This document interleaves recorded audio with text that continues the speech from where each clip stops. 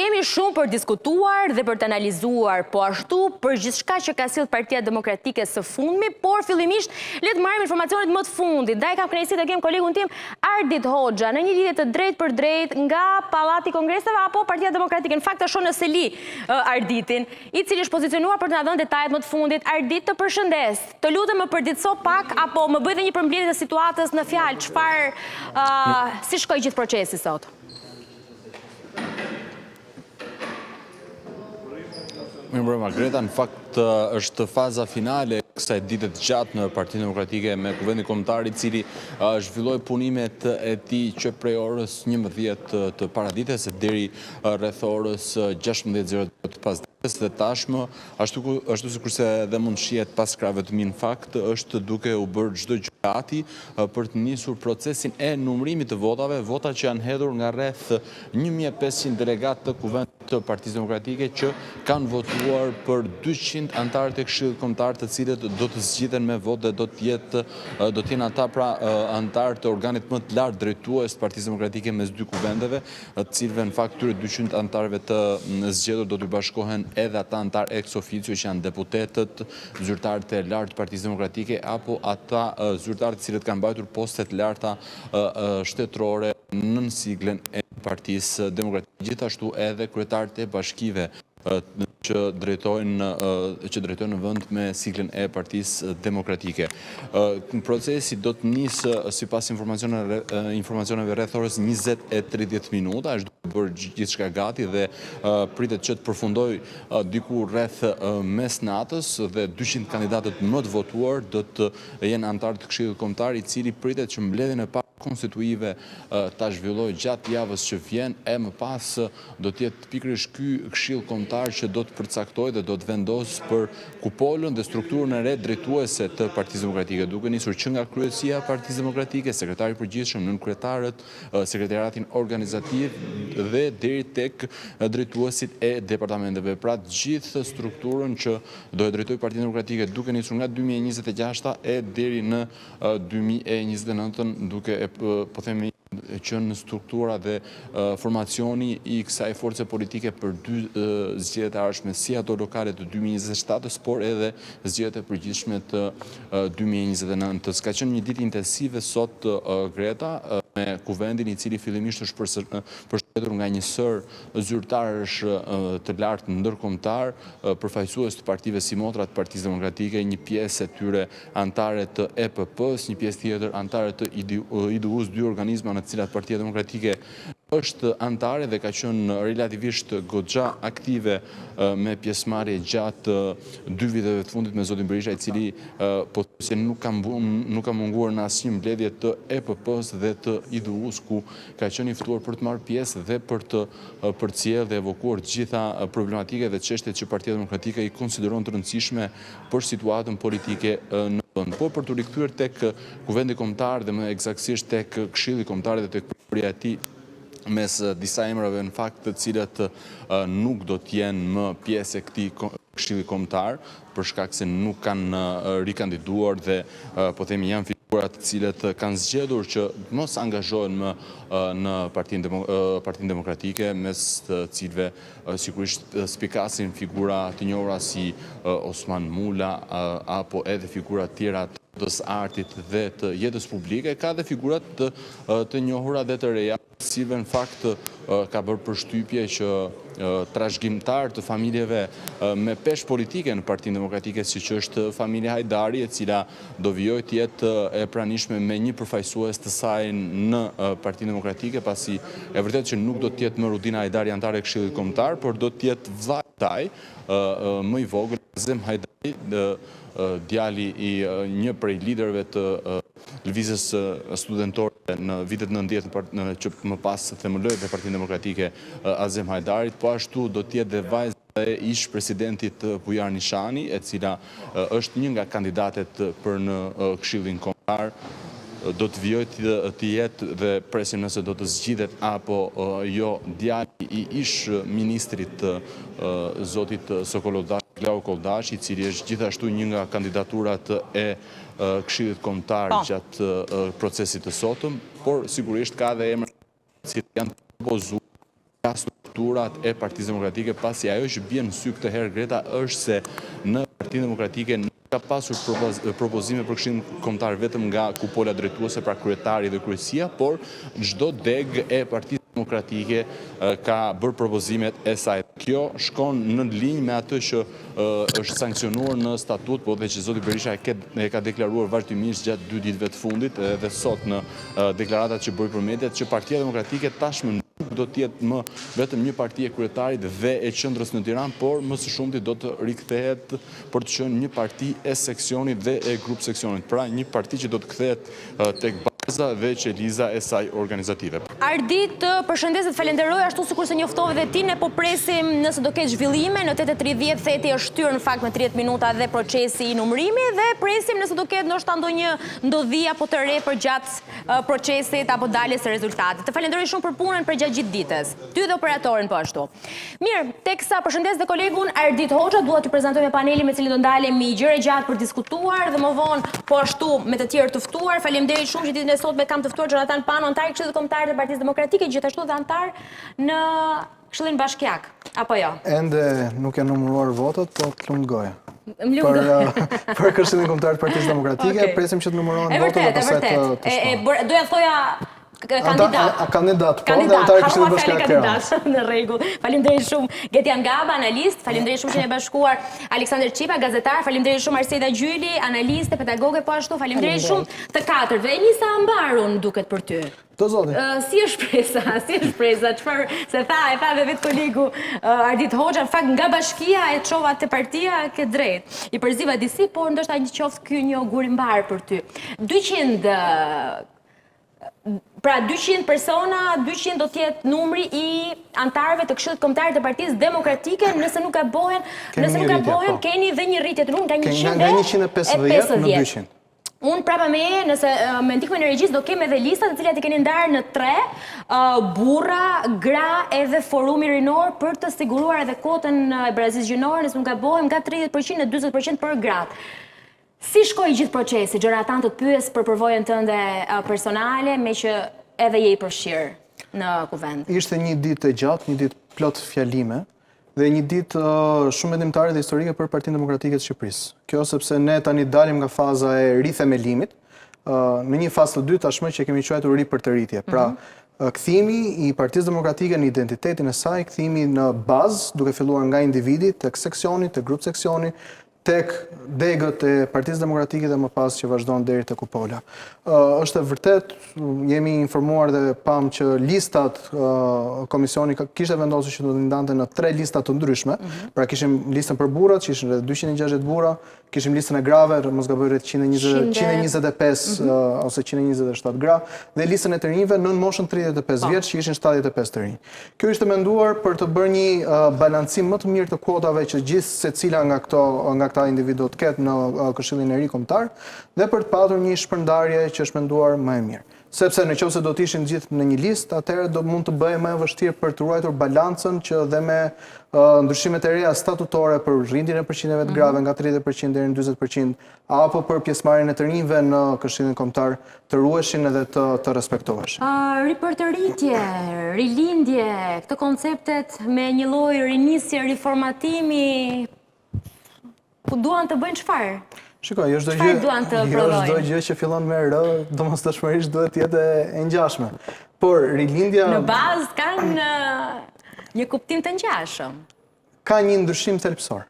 Sepse rilindja brenda Partisë Socialiste është një sekt i veçuar që tashmë kuptohet dhe duket qartë që ka një pakënaqësi me socialistëve të vjetër, personave që janë të majt, edhe personave që tani më i quajnë pjesë e grupit të rilindjes. Pra ka një dikotomi, ka një ndarje mes të dyjave.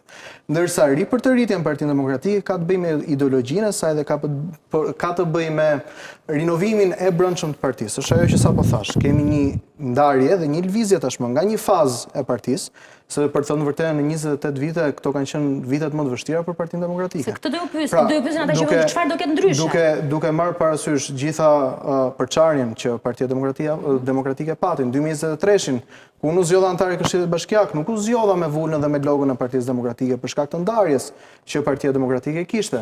Tani më po japim një alternativë të re dhe po japim një shans të ri të gjithë demokratëve dhe gjithë atyre personave që e konsiderojnë konsiderojnë veten qendrëstar, opozitar dhe të djathtë konservator. Përveç figurave të reja që ka qenë një kërkesë e madhe, ju keni edhe një departament brain gainit që janë të rinj, të reja, cilët kanë ardhur dhe nga jashtë vendit dhe janë kthyer për të dhënë një kontribut në Partinë Demokratike. Fjala e ripërtëritje, përveç afrimit të rinjve në të, ka edhe një format në mekanizmat se si do ndryshojë, se si do përballen në zgjedhjet e ardhshme, po flasim për këto lokale, pastaj shkojmë tek ato.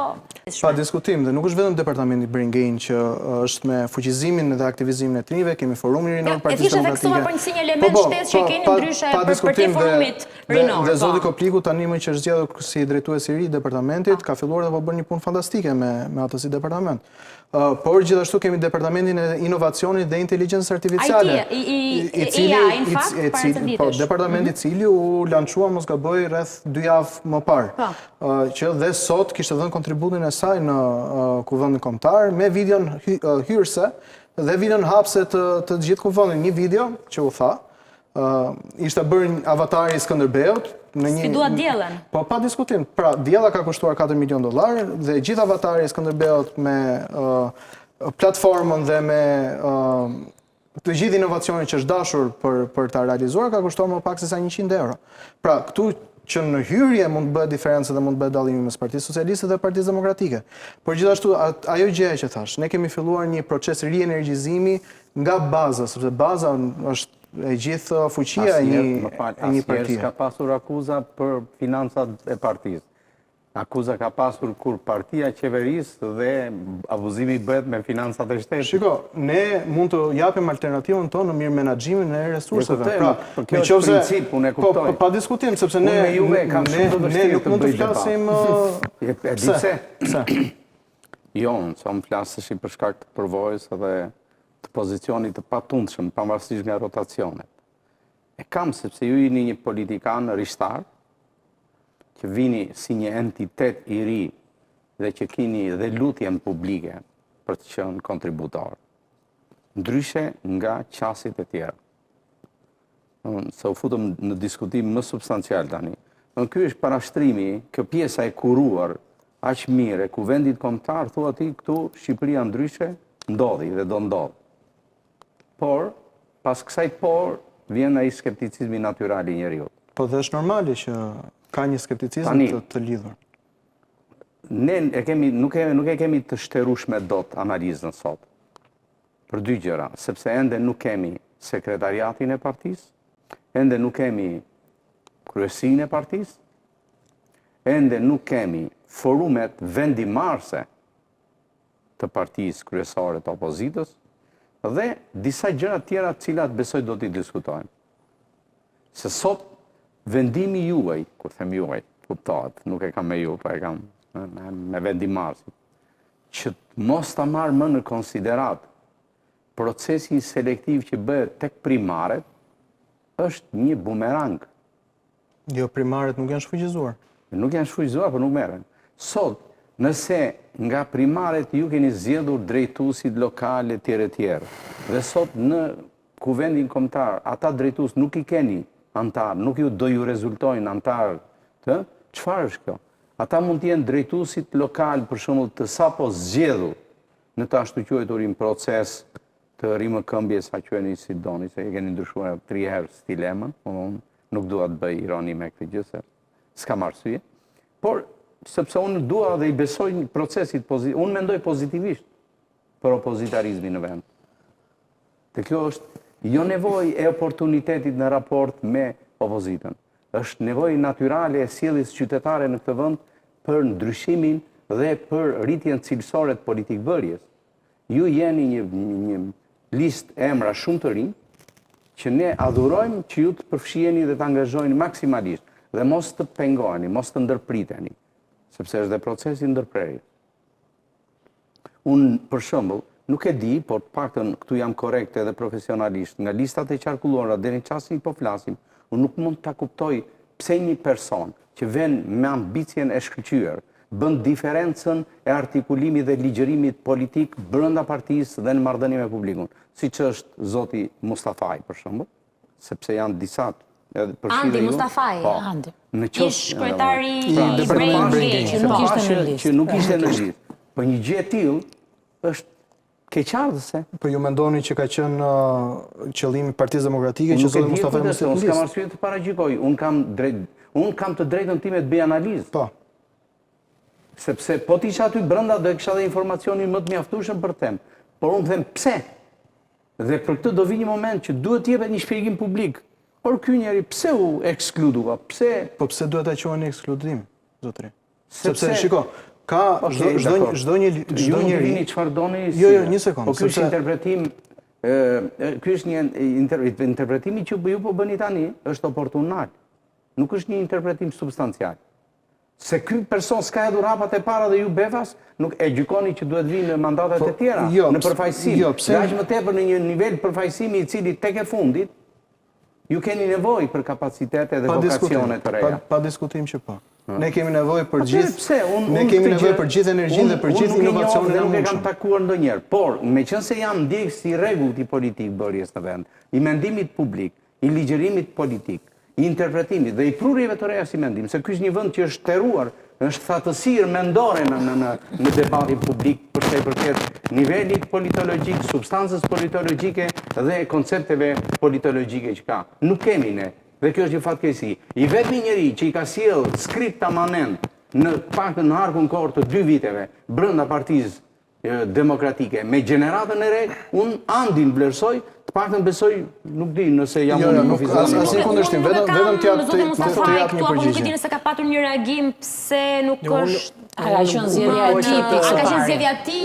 Pra që duhet qartësuar. Të marr një informacion dhe mund të ketë qenë zgjedhja e tij, megjithatë siç e nisi. Më fal një sekond. E nisi shumë bar Zoti Qipa duke thënë që ne nuk dim cila do të jenë ajo pjesa e sekretariatit, kështu që ka ende kohë për të zbuluar rolet e mbi të gjitha. Andi, të cilin gjithësisht e vlerësojmë, ka qenë jo më pak se një javë, 2 javë më parë për Shqipëri për të promovuar një libër në Partinë Demokratike, kështu që është kontributor aty dhe duhet pasur parasysh që energjitë në opozit edhe menaxhojnë, sepse ai mund të ketë ambicie për shumë më shumë se sa thjesht antar të Këshillit Kombëtar, që e reduktuar në bazë për një person që jeton jashtë është një titull gati. Ndoshta. Gjithë ne kemi, unë kam qenë ka listë tjetër për diasporën. Nuk është se është ndonjë detyrë që nuk ishte sot, që nuk u votua. Ndoshta, vetëm një koment më njëherë do ja fjalën Genti për të bërë analizën e plotë dhe zonjës Gjyli. Sepse unë nuk do ta shikoja si ekskludim.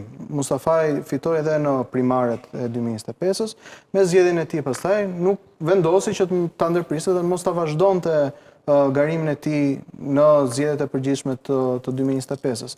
Pra nuk ishte një keqdashje apo një intencion i gabuar i Partisë Demokratike për të mos e përfshirë, por ishte vullneti personal. Është një diskutim tjetër tashmë për listën e diasporës, sepse diaspora do të ketë përfaqësim me 15% në Këshillin Kombëtar. Dhe këta persona nga diaspora nuk ishin sot persona të votueshëm brenda këtyre listave që ne pam. Zoti Mustafaj nuk jeton në Shqipëri, jeton në Francë. Dhe në mendimin tim, base mund të jetë propozuar që mos jetë nga lista e Shqipërisë, sepse antarët e Këshillit Kombëtar të Shqipërisë do të mbahen përgjegjës se do të kërkohet llogari dhe me platformën digjitale VIP platform që u prezantua sot, në bazë të punës së tyre, kontributit, marrëdhënia me terrenin, marrëdhënia me degën respektive ku ata do të jenë të deleguar dhe gjithë kontributi dhe angazhimi politik që ata do të kenë. Pra nuk mund të presim që një person që jeton në Shqipëri të ketë të njëjtin kontribut si një person që jeton jashtë, sepse në fund fare është një lloj skuadre. Dhe nuk mund të presim që të gjithë të jenë në front line, të jenë në vit parë dhe të jenë sulmus, por rolet janë të ndara. Në analizë detaj ka vlerën e sintezës. Ne nuk e kemi qëllim në vetvete e embrin në rastin konkret, por në morëm një kampion dhe trajtohet si element të kampion. Një ndërhyrje. Unë i shkrova Andit gjatë kohës që Zoti Qipa e ngriti si pyetje dhe sa kemi mundësinë për të thënë e kemi përjashtuar apo jo. Andi Mustafaraj po më thotë që jam tek lista e diasporës, jam miratuar kuota 50% për diasporën, kështu që nuk e kam përjashtuar apo Mustafaj ndjes. Nuk është përjashtuar nga lista e Partisë Demokratike. Kështu që e kemi dhe përshëndesim me që e kemi dhe sqarimin në fjalë. Se u bë një debat këtu ka personazhin që nis debati në tetor aktivitet nis debati me mungesat, që është e drejtë sepse Zoti Qipa është gazetar shumë i vjetër dhe kap detaj. Djalli do thoja vetëm diçka në këtë kuadër me që shkoj këtu, sepse në të gjithë fillin e analizës që unë kam bërë për ditën e sotme, është që patjetër kjo si procedurë është e rregullt në parim. Ne e kemi parë gjatë gjithë ditës sotme, janë respektuar, përveç një momenti kur lista ka shkelur statutin e Partisë Demokratike dhe nuk është dorëzuar sipas pikave adekuate të statutit 5 ditë përpara se sa duhet dorëzohet, është dorëzuar në ditën e fundit. Kjo ka qenë e vetmja shkelje, paktën që është parë në plan qoftë edhe asaj që pasqyruar në plan mediatik.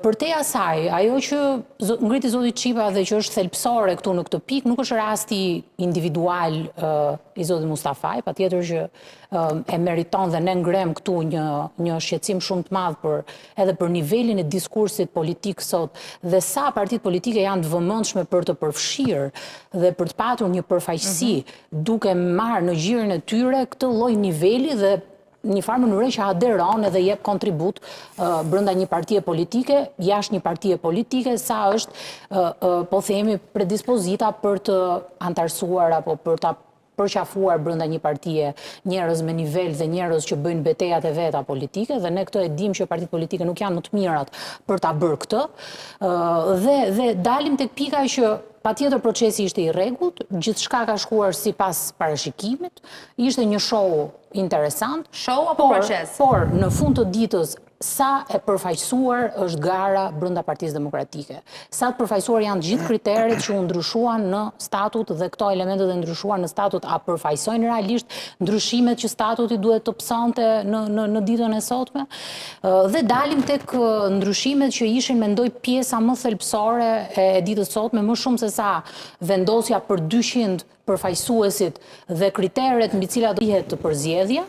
Dalim tek ndryshimet dhe sa të rëndësishme ishin këto ndryshime për të kuptuar që kjo ripërtëritja është reale apo është një koncept i ngritur për t'i thënë demokratëve që ne po bëjmë një ndryshim dhe po sjellim diçka të re, por patjetër e mbështetur mbi atë të vjetrën. Pse?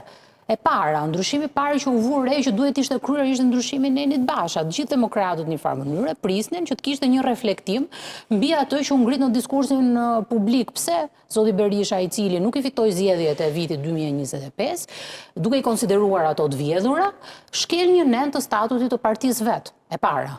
Pra, mos ndryshimi i Nenit Basha ishte një zhgënjim i parë që vjen si rrjedhoja asaj që pritej për ndryshimet. Elementi i dytë ishte që pas zgjedhjeve që janë referendare, patjetër brenda demokracisë ka dhe referendume dhe ne e legjitimojmë këtë. Nën atë që themi po ka dhe zgjedhje referendare në demokraci, por nga ana tjetër kemi një centralizim dhe centralizimi këtu na çon prapë te ky problemi që ngritëm në fillim i përfaqësimit.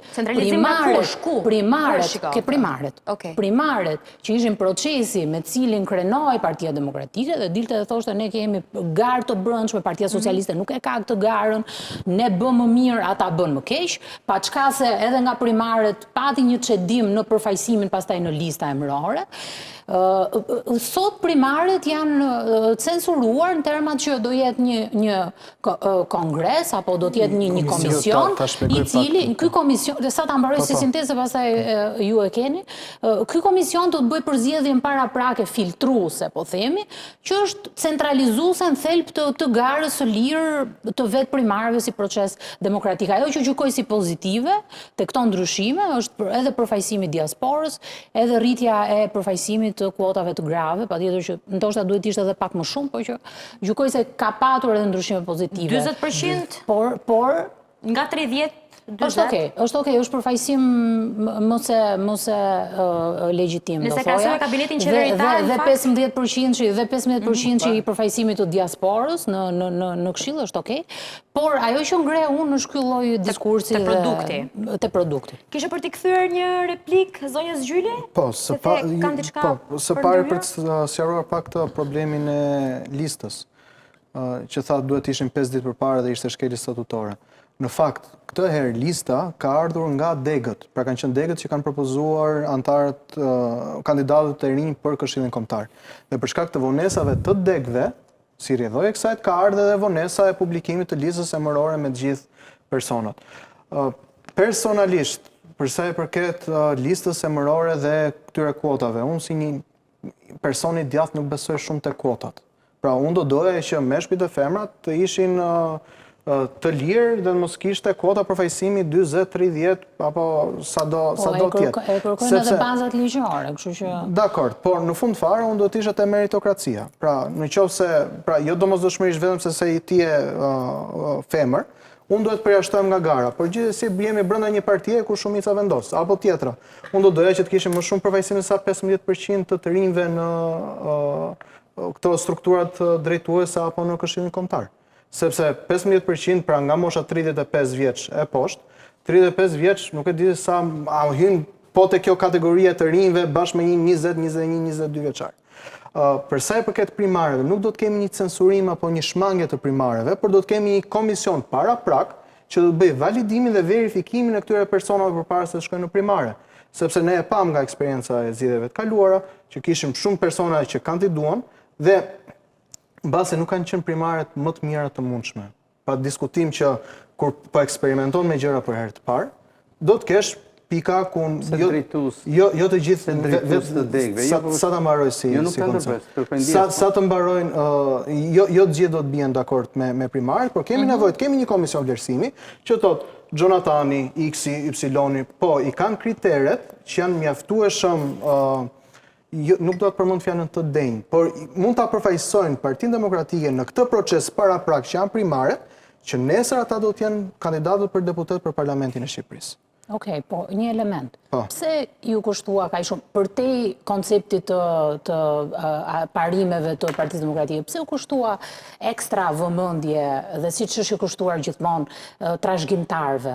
Domethënë, okej, lidhet me konceptin e asaj që, konservatorizmi, elementët e një partie që e kanë mbështetjen të nocioni familjes, etj. Po, a tregon kjo në një farë mënyrë edhe mos te i kalim e asaj që meritokracinë? Unë shikoj që vëmendja jepet më shumë nga mediat për të përpjekur për ta profilizuar këta individ si persona që thjesht po futen në Partinë Demokratike si trashëgimtarë. Është e pashmangshme që mediat pa diskutim, po shikoj janë që bëjnë zhurmë. Për shkak të figurës së babait tim, e njëjta gjë ka qenë dhe me mua kur kam hyrë në politikë. Pra nuk mund t'i shmangësh këto gjëra nga media, por këto familje kanë mbështetjen e tyre brenda demokratëve, kanë mbështetjen e tyre tek njerëzit, dhe pse jo mbështetje që mund të nuk ka sepse kjo që bëhet në partitë e tjera jemi të gara. Të gjithë këta persona që janë fëmijët e personave që kanë qenë të angazhuar në Partinë Demokratike, nuk është se po futen sot në Partinë Demokratike. Kanë qenë për forumet e partisë me vite të tëra. Po ka qenë zëra pasiv që është e vërtetë. Zëra pasiv ndash mbase mediatikisht. Por mediatikisht. Ose komunikuar. Nga emrat që zakonisht janë shfaqur këto kohë përveç zonjës Sajdari dhe Glauku Oldashi. Pavarësisht se nuk është shumë mediatik, për një PD që ka një intuit politike pavarësisht se është shumë i ri. Po edhe kanë mbështetje brenda demokratëve. Kjo shkrirja e brezave të trashëgimtarëve, le të them, unë e shoh si diçka pozitive edhe pse përfaqëson një kujtesë historike. Po diskutim Mustafa në fakt më që për meritokracinë? Unë shikoj që vëmendja jepet më shumë nga mediat për të përpjekur për ta profilizuar këta individ si persona që thjesht po futen në Partinë Demokratike si trashëgimtarë. Është e pashmangshme që mediat pa diskutim, po shikoj janë që bëjnë zhurmë. Për shkak të figurës së babait tim, e njëjta gjë ka qenë dhe me mua kur kam hyrë në politikë. Pra nuk mund t'i shmangësh këto gjëra nga media, por këto familje kanë mbështetjen e tyre brenda demokratëve, kanë mbështetjen e tyre tek njerëzit, dhe pse jo mbështetje që mund të nuk ka asgjë sepse kjo që bëhet në partitë e tjera të gjithë këta persona që janë fëmijët e personave që kanë qenë të angazhuar në Partinë Demokratike, nuk është se po futen sot në Partinë Demokratike. Kanë qenë për forumet e partisë me vite të tëra. Po ka qenë zëra pasiv që është e vërtetë. Zëra pasiv ndash mbase mediatikisht.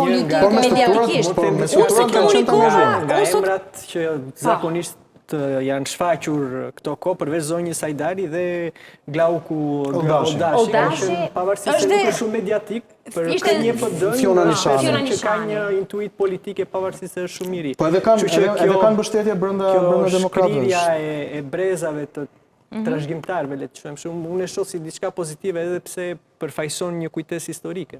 Po të zotë Mustafaj, në fakt, më që e përvjen prej babait të tij, domethënë në sensin që ka pashtu një lidhje të tillë në Partinë Demokratike. Zoti Çepa, nëse nuk gabohem nga fjalia që niset për të bërë një lloj replike, e kishit ata të cilët, po, kryetarët e degëve, ata të cilët ishin humbës, besoj në zgjedhjen 11 majit. Çfarë ndodhi me ata? Në listën e emrave që po qarkullon mediatikisht deri në çastin që po flasim, që nuk janë përfshirë në kandidatim. Janë ex officio në Këshill Kombëtar. Pra kryetarët e degëve, deputetët, janë ex officio duke shtuar, pra këta 200 persona të zgjedhur, i shtohen rreth 130 e ca persona të tjerë që janë ex officio përfaqësues në Këshillin Kombëtar. Pra nuk lihen jashtë. Për shkak se e njohim politikën, unë nuk kam iluzione për atë që po ndodh. Në pikpamjen e strukturimit dhe procedurave formale jeni fantastik. S'mund bëj kritik për këtë gjë. Do ta çoni deri në fund në mënyrë të padiskutueshme. Dhe s'është kjo kurreshtja. Ashtu si çdo parti duhet të funksionojë në mënyrë procedurale. Kurreshtja tek ne është ajo që nuk e di se sa e vërtet është, por në një pjesë të mediave sugjerimi që u erdhi nga një aleat siç është SDU-ja. Do të thosh ti, po ky debat nuk më përket mua dhe unë nuk e çoj tek ty, por unë thjesht po e hedh se e di këtë gjë. Pra, nuk është problemi në Shqipëri se nuk i kryen partitë këto kurimet e kongreseve, e kuvendeve kombëtare e tjerë. Deri këtu jeni fantastik. E dikur vjen problemi tek partitë tona. Se 2 janë partitë që kanë fatin e qeverisjes në këtë vend. Se s'mund t'ja kërkosh të partive rishtare, partive të reja. Ato, thua ti, demokracinë e kanë. Nuk e, partia në momentin kur vjen tek përfaqësimi, te meritokracia, dhe aq më tepër ne po flasim një parti që konservatorizmin kërkon ta ketë brendi dhe identitet saj politik, si përmbajtje, jo vetëm thjesht si aparencë, si përmbajtje, substancë të ndërgjegjes politike. Dhe ne nuk e kemi më kohën në dispozicion për të marrë iluzione të reja, se e kemi parë se çfarë ka ndodhur. Zoti Berisha në fjalimin e sotëm, tha unë kam bërë gabime. Por, statusi ti dhe gjithë kritika jonë adresohet tek ai, sepse vetë statusi që ka ai është i tillë që përcakton edhe fatet e tjera proceduriale. Dhe ne nuk kemi mundësi për naivitetet tash.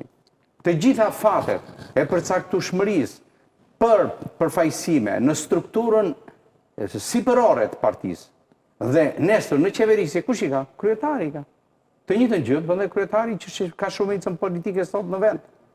Nuk kalojnë nga procedura demokratike. Bile e ke vërre, përjashto momentet kur ka kuvende, kongrese, apo takime formale, përdoret termi demokracisë.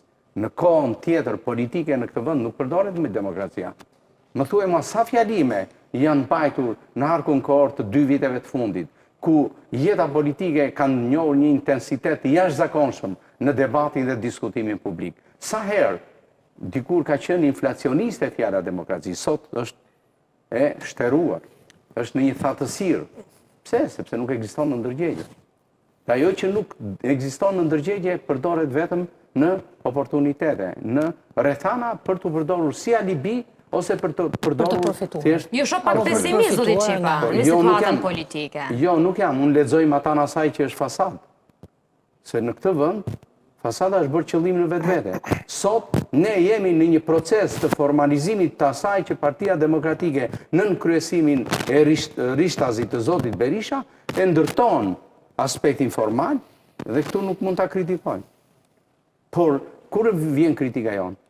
Nesër, dhe janë pyetje substanciale kjo, me këtë kuvend Partia Demokratike, çfarë do të bëjë me spektrin opozitar të vendit? A do bashkohen me partitë e tjera të vogla? Por nëse nuk te i kalon vetvete, nuk e te i kalon dot atë kundërshtarin politik, se tek e fundit pse vinë ta çunat e ri dhe gocat e reja në Partinë Demokratike? Vinë që nesër të marrin përsipër qeverisjen e vendit. Mos s'po vjen ai për idealizëm.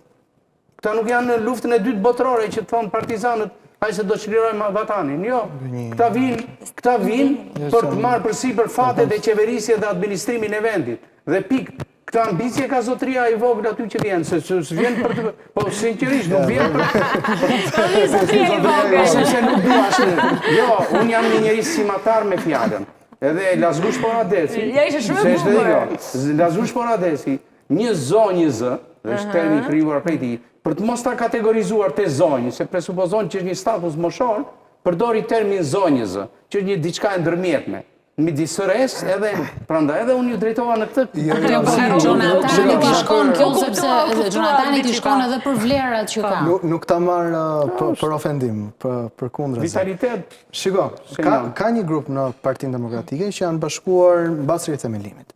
Janë bashkuar në ato ditët më terta të Partisë Demokratike, ku çdo gjë duke se ishte mbyllur qepeni dhe s'kishte më asgjë përpara. Këtu nisi deri ngritja e departamentit Brengejn, këtu pati një prurje të re shumë të mirë me të rinj dhe të reja, të cilët për të thënë vërtet nuk u bashkuan me idenë që do qeverisim nesër, por bashkuan për disa ideale.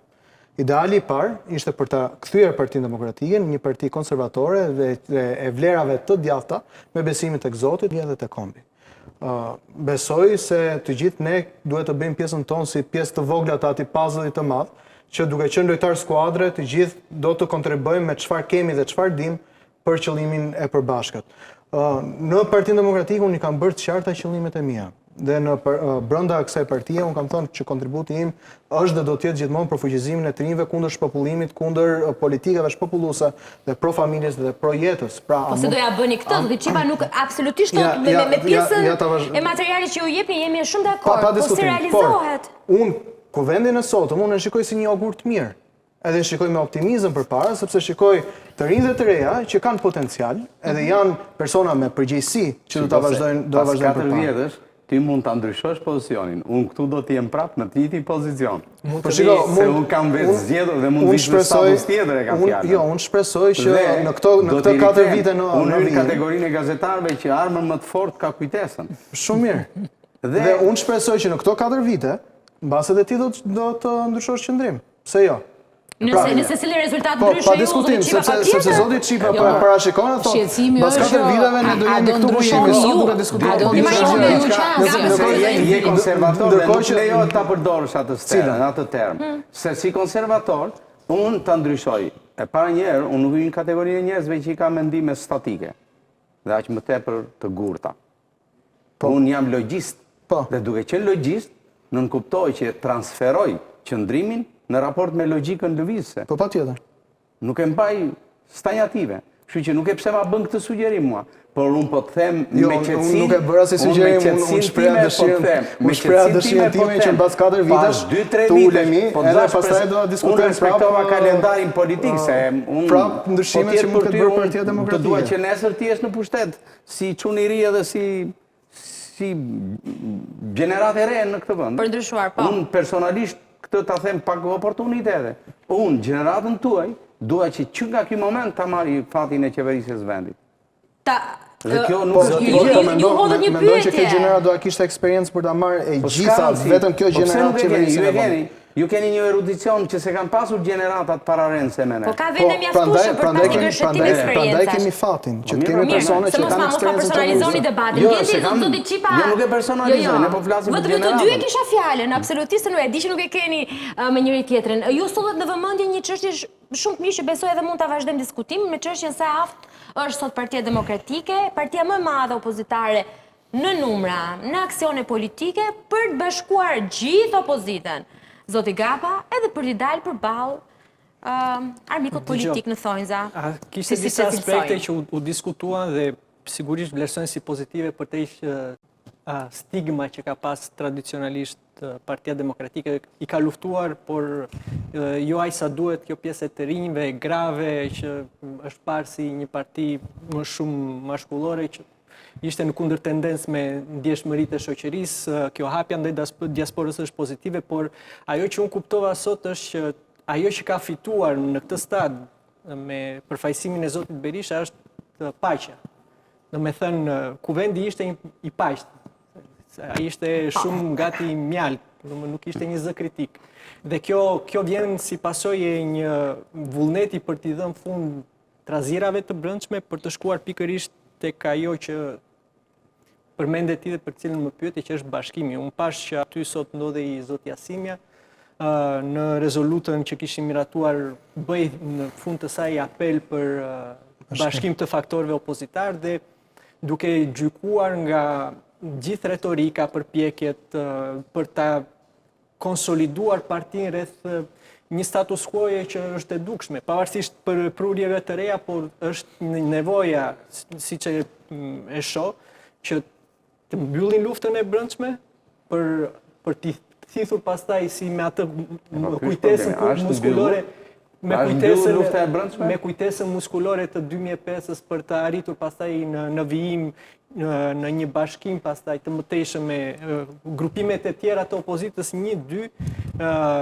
me atë që do të jetë sfida e parë zgjedhore që janë zgjedhjet lokale, sepse partitë zakonisht tonifikohen gjatë zgjedhjeve.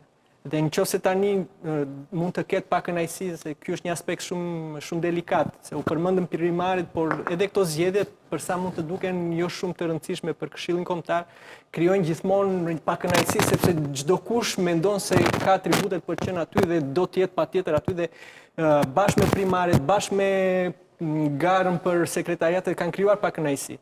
Dhe kur të mbyllet ky cikël, mendoj është ai momenti pastaj për të parë nëse do të kenë vërtet ripërtëritje. Pra, ripërtëritjen unë e shoh akoma si një ambicie, jo si diçka që është formalizuar për të shkuar pastaj tek drejt bashkimi. Dhe bashkimi ka përshtypje që duhet lexuar qartë jo vetëm nga Partia Demokratike, por nga të gjithë. Ne jemi në një peizazh elektoral shumë të vjetër politik në kuptimin e stabilitetit të faktorëve tradicional. Partitë e reja janë rritur, po janë rritur në zgjedhjet e 2025-s në kurisë të Partisë Demokratike për shkak të krizës brendshme që pati.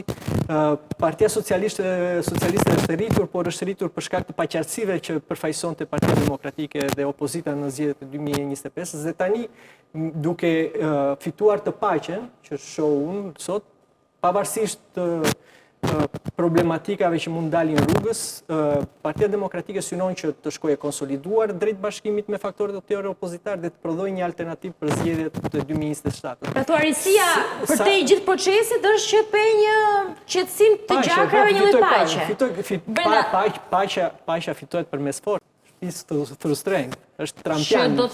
Që do thotë që ne kemi kthimin në identitet të Partisë Demokratike tek figura e saj historike që mishëron, le ta themi kështu, një shkrirje të asaj që është dikotomia e politikës shqiptare, për sa i përket kampit djathtë. Ne kemi partitë politike lindin sipas roka nga fraktura shoqërore. Ne nuk kemi një të djathtë dhe një të majtë klasike. Ndarja e partive politike këtu është bërë kryesisht mbi atë ndarje historike që kemi pas mbi ish komunistëve dhe antikomunistëve. Dhe zoti Berisha, më pëlqen mua apo jo, përfaqëson ashtin e këtij boshti që ka lindur pas 90-s ose gjatë para 90-s, por që u mishërua në Partinë Demokratike. Dhe ai ka pas një sentiment, le ta quajmë, gjatë komunizmit, anti-pushtet, që pastaj u konsoliduan atë parti. Jo, fakti që i ka hequr nga agenda politike, 2 shtyllat kryesore, se të shqipa e diskutën të përndjekurit një, edhe... Nuk e di, ishtin...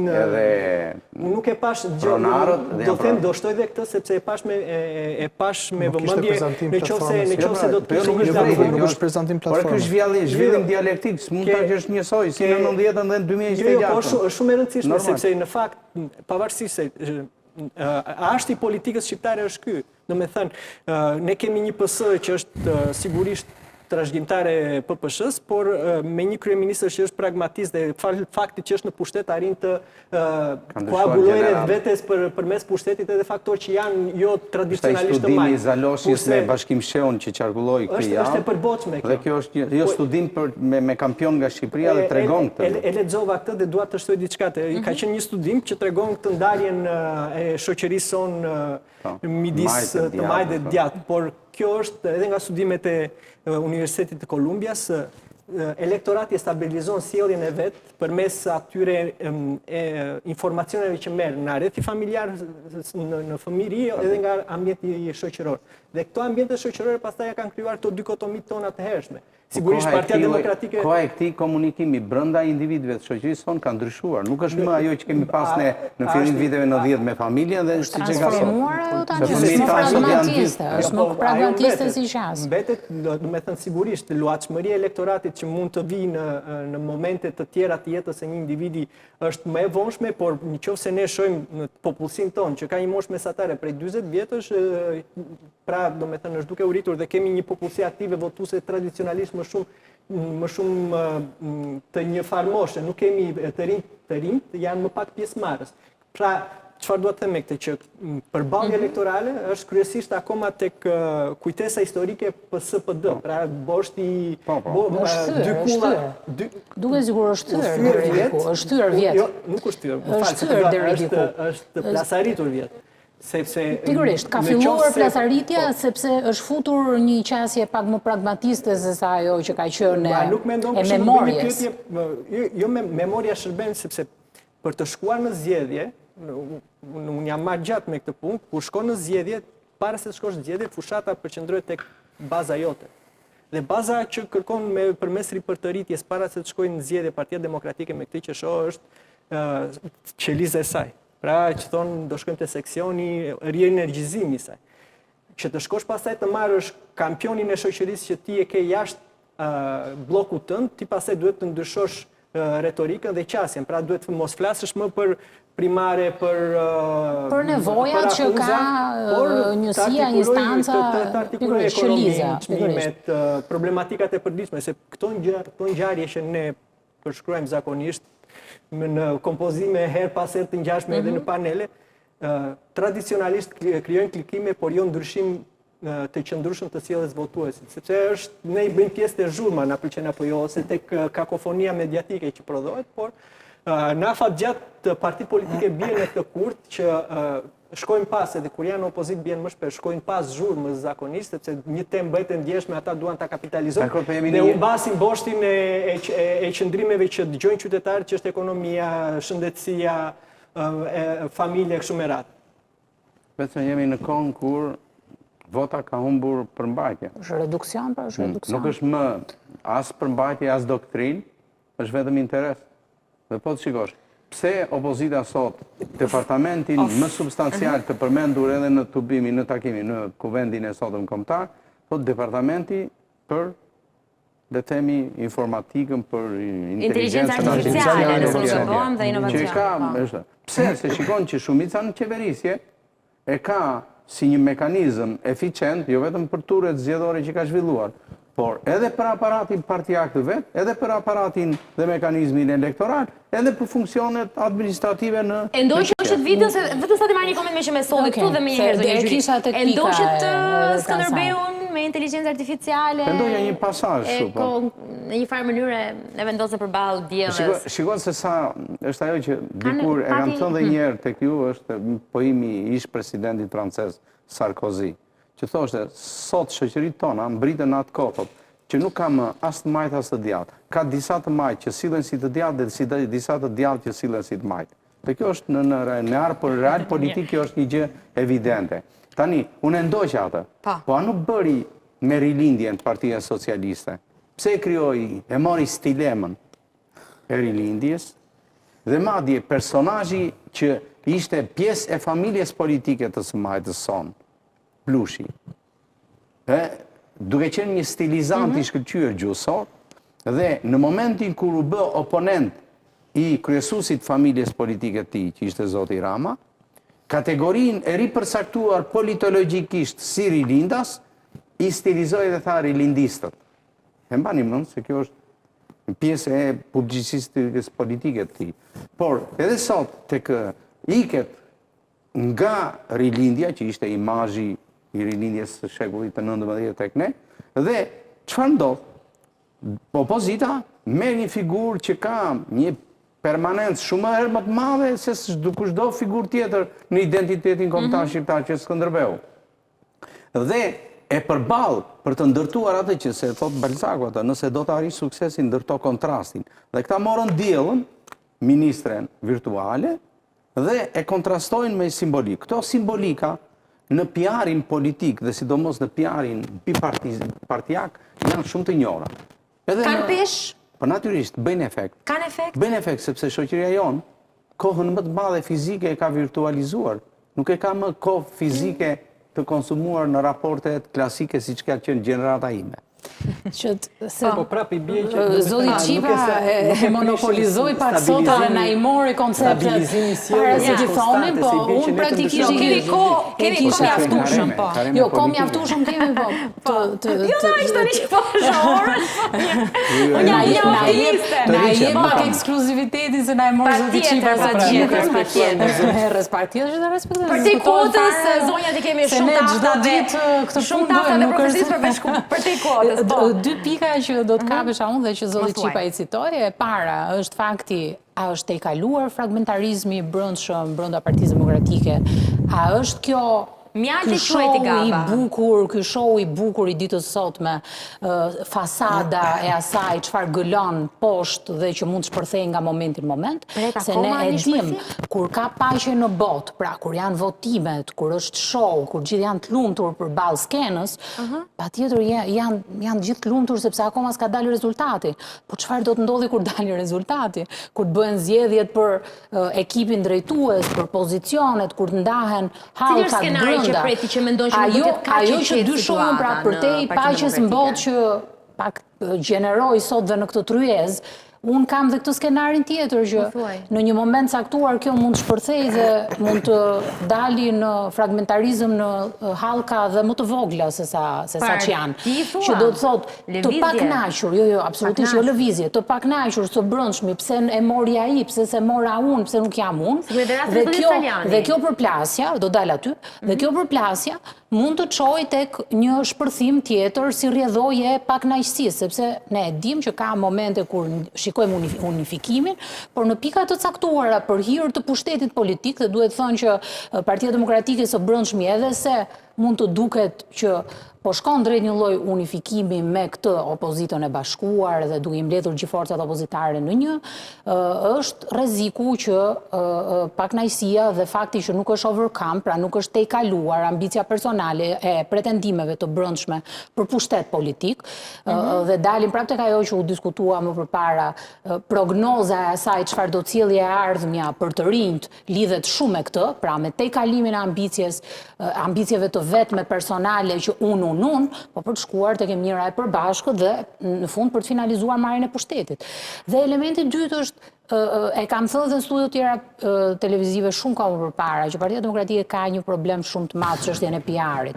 Përpara se PR-i Partisë Demokratike dalit qartësoi që Jordan Daci nuk është ai që ishte në listë, le të qartësojmë një herë që a ka risi kjo, a sjell ndonjë gjë të re, kjo inteligjenca artificiale, okay, Gjermatani bëri këtë krahasimin sa milion euro me 100 euro. Por ne po flasim me një avatar të thjeshtë që nuk prodhon asgjë në terma të impaktit publik, me një platformë të tërë e cila do të menaxhojë prokurimet publike. Nuk jemi te ky diskutimi. Pra, ky duplikimi sotëm nuk prodhoi diçka në sensin e risisë. Kështu që çfarë mungon PD-s?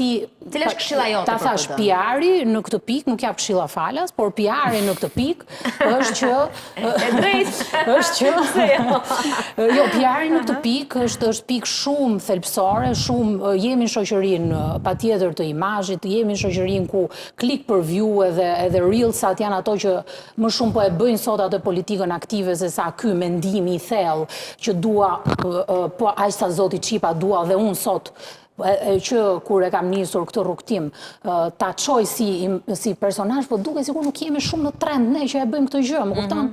Pra, jemi në sensin që a duhet ata të vinë lartësinë e kësaj që bëjmë ne, apo të shkojmë ne dhe të ulemi në lartësinë në të kurrjen e asaj që bëjnë ata. Jo, ne nuk do ta bëjmë, ne do rrim lartësinë e kësaj që bëjmë ne. Tani çfarë do të thotë? Refleksioni këtu është, nëse ky PR dhe kjo mënyrë se si strategjikisht një parti politike nuk reflekton për problematikat e veta, po fut një lustër dhe thot ne i tejkaluam, kjo do shpërthejë në moment të caktuar. Dhe primarja, dhe një gjë, dhe primarja, po lustër po se bëjnë mirë pra dhe lustrën, kjo është ideja, se dojtë të bëjnë mirë një gjë.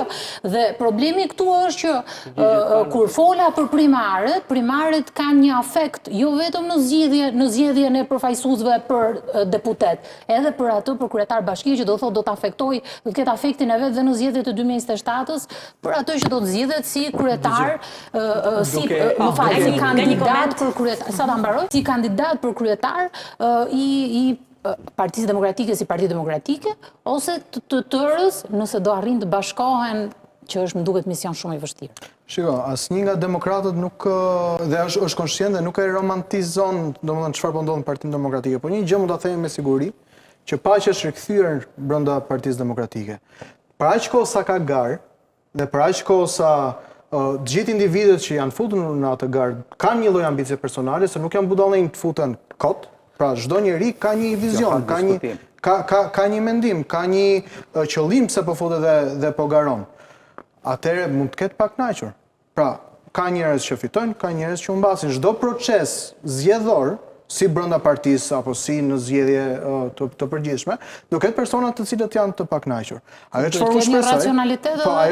çfarë unë shpresoj është që të gjithë personat që nuk marrin ato përgjigjen e dëshiruar ta tejkalojnë veten e tyre dhe të jenë kontributorë të Partisë Demokratike. Fakti që ne po flasim tashmë 15 minuta për Skënderbeun dhe për avatarin tregon që një lloj PR-i e ka bërë. Apo jo. Dhe brenda këtij PR-i të Partisë Demokratike, a jemi perfekt? Unë e di që ne dhe Partia Demokratike nuk bën çdo gjë në mënyrë perfekte.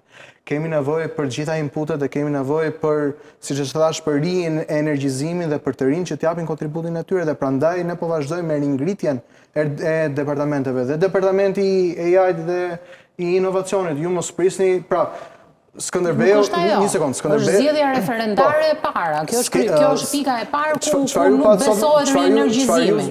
Ne nuk po flasim për inteligencën artificiale këtu. Ju nuk mund të pretendoni. Ne po themi që u bë një garë pa garë. Ju nuk mund të pretendoni që të konkurrojë. Pse si ishte ju garë? Në cilën garë? Për kryetar. Pse si ishte dikush nga të rinj në garë për kryetar? Po sepse nuk përmbushja kriteret, o zonjë. Po, Saliani pse nuk ishte? Sepse nuk përmbush kriteret. Nuk përmbush kriteret. Pra, është një komision i cili bën vlerësimin dhe unë nuk mund të jem naiv. Zonja Valliu për shembull, sepse nuk i përmbush kriteret. Nuk i përmbush askush. Atëherë praktikisht askush nuk i përmbush kriteret. Ka një komision. Dhe ai komision është marrë me të gjithë procesin e votimit për kryetarin e partisë. Pra besoj se e kemi tejkaluar këtë dhe vetë Kuvendi Kombëtar sot e dha mesazhin edhe i dha e bëri atë statementin, e bëri deklaratën se mbas kujt qëndron edhe cili është kryetari i Partisë Demokratike. Pra, këtu është mbyllur ky si diskutim. Diskutimi që vazhdon më tej është cilët janë ekipet, cilat janë strukturat, dhe cilët janë personat që do të vazhdojnë së bashku me Dr. Berishën dhe me kupolin e Partisë Demokratike për ta bërë PD-n një alternativë fituese, sepse duhet jemi koshient për diçka. Pra, PD-ja e lanë 2013 me 89.000 persona në administratë publike, sot jemi 220.000. Kemi 780.000 pensionistë, nga krau tjetër të dhënat e Eurostatit tregojnë që kemi mbi 1.1 milion shqiptarë të cilët janë larguar nga viti 2012 deri më sot. Nxora një dhënë në 2024, duke përfshirë personat ilegale, kemi mbi 60.000 kërkesa për lejë qëndrimi në zonën Schengen. Dhe azil kërkuesit, mbi 100.000 persona në 2024 janë larguar nga Shqipëria. Që do të thotë çdo 5 minuta një person është larguar për të mos u kthyer më. Të gjitha këto, ta mbaroj. Të gjitha bëjnë pjesë në këtë konglomeratin e arsyeve, sepse Partia Demokratike duhet të jetë inovatore, duhet të jetë kreative, duhet të flasë votuesve të rinj, sepse votuesit e rinj është e vërtet që në përqindje të tyre janë më pak aktiv politikisht, duhet të mësojmë ideologjinë. Ore, ku qëndron Partia Demokratike, cilat janë këto vlerat e djathta? Nga ndryshon ekonomia e majt nga ekonomia e djathtë, që për hir të vërtetës në zgjedhjet e 2025 kemi patur një program konservator që të gjitha këto pikat ne i kishim shpjeguar dhe si do ta mundnim shpopullimin nëpërmjet paketave fiskale pro familjes edhe pro jetës. Pra, të gjitha këto së bashku me thithjen e forcave të tjera opozitare, të cilat mund të jenë më të vogla, ne do ta çojmë Partinë Demokratike fitueses dhe nuk është e thjeshtë. Pra nuk është e thjeshtë që të qëndrosh përballë një makinerie pushteti që ti ke përballë, që utilizon administratën publike, sipas raportit të OSBE-Odirit që ne e pam që ishte shkruar utilizimi i administratës publike, i fondeve publike, dhe i gjithë këtij konglomeratit, duke përfshirë edhe krimin organizuar, të qëndrojë përballë një partie. Dakor, po jo të flen dafina. Jo të flen dafina, se ne po e bëjmë, po nuk u bë gjë. Nuk është kjo politika. Politika është luftë. Prandaj të rinjt janë në ballë të kësaj lufte, duke marrë përgjegjësitë e tyre aktive për të kontributin e patjetër e tyre. vlerësoj në mënyrën parimare tuajën, edhe do gjykoja që të vlerësoheshin më shumë njerëzit si ju në Partinë Demokratike, por nuk është kjo. Nuk është kjo. Presim a do jetë antar i Këshillit Kombëtar. Jo, nuk është kjo. Në termat që ti si parti politike do të fitosh zgjedhjet apo do të thuash unë jam korrekt dhe i bëra përpjekjet. Dhe një kohë shplicita kemi për reklama, për me një fjali. Po se ka shumë çështje në atë që... Po duhet ta përshëndesim zotin Pano për pjesën e dytë, kështu që thuaja me për mbledhja. Jo, ajo që po thot tash, e para një herë për mënyrën thot. Jo, po thoni që është e zauruar çështja thot. Mund ta ezaurosh ti brenda forumit tënd partijak, por kur ti antagonistët i ke lënë jashtë, nuk e ke të ezauruar. Sepse si kundërpunoni ju për këtë unifikim, dhe ata janë pjesë e familjes suaj politike, nuk janë jashtë. Dhe këtu flasim për disa eksponent që kanë investiment politik në Partinë Demokratike. Dhe fakti që ata bëjnë takime, grumbullojnë njerëz që janë pjesë e djatizmit, nuk janë e smajtës, e majta s'ka nevojë të mblidhet, do të thotë që është një çështje juaja që nuk e keni ezauruar. Kur them ju, partia, kuptohet. E dyta, dhe që këtu e mbyll, si qasje, është, shiko, opozita jonë ka një kulturë statistikore të knajshme, që i grumbullon, i rreshton gjërat. Po ne nuk kemi nevojë më për konstatim, se s'ka kategori në shoqërinë sot shqiptare që të mos ketë dieni për zbrazjen demografike të popullsisë. Çështja shtrohet, a ka një projekt apo program që bën diferencën me qeverisjen sot për zgjidhjen e kësaj në kohë, se në perspektivë mund të zgjidhet vetë ajo. Po ne nuk e dim, në kohë a e zgjidhni. Te cili është? Ku e bëni diferencën? Në fitimin e kohës për ndryshimin e kahut të lëvizjes njeriut, nga brenda jashtë dhe nga jashtë brenda. Kjo nga jashtë brenda nuk e di kur. Pak sekonda publicitet duke përshëndetur Jonathan Panon, i cili do ta kemi në emisionin e vazhdim, duke qenë se në pjesën e dytë do kemi një tjetër kandidat për Këshillin Kombëtar të Partisë Demokratike. Faleminderit Jonathan, faleminderit shumë Arsejta Gjyli. Ju të dy do qëndroni sërish me ne, pak sekonda publicitet.